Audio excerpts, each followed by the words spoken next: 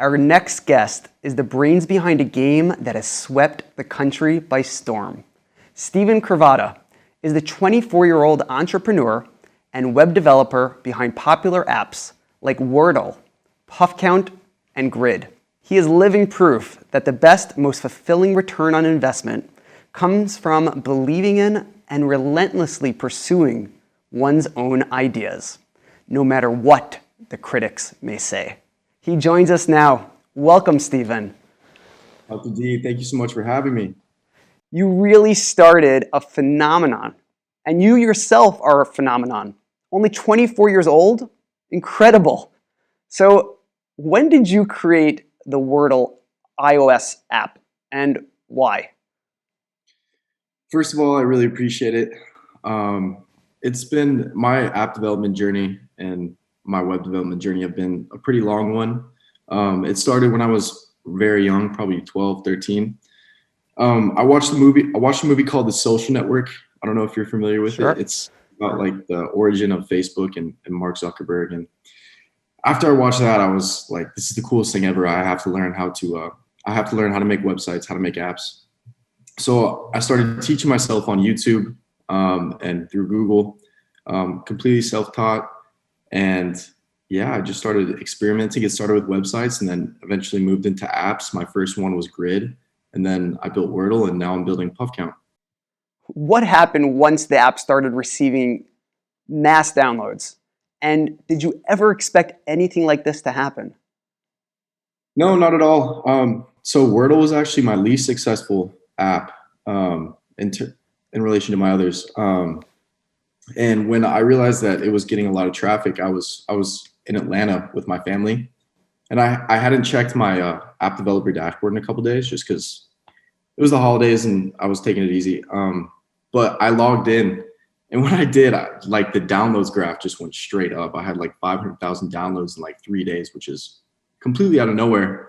And to be honest with you, I thought they were all fake. But I did a quick Google search and typed in Wordle just to see if there was any buzz. And the first thing that showed up was a New York Times article, and the title was "Wordle is a Love Story," and I was blown away. That was when I kind of thought out. That's amazing.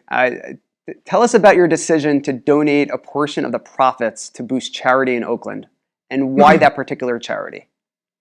Yeah, absolutely. So right after I found out I got so many downloads, I realized that that particular New York Times article was about a different game from a different developer. This guy named Josh, who built a game called Wordle after I built one. His game was only available on browser and mine was on the App Store. So people went to the App Store to look for, the Wordle game and they came across mine. And so I reached out to him and I was like, hey man, our games are kind of like helping each other out. Like you're sending traffic my way, I'm sending traffic your way. Like let's do something incredible with this. And so I reached out and I was like, let's find a literacy focused charity because we both have word games. And I'd love to donate, some of the proceeds that I'm getting. Well, bless you for that. Tell us more about Puffcount. How are you planning to utilize your platform to help humanity for the better? Yeah, absolutely. So I built Puffcount when I was in college.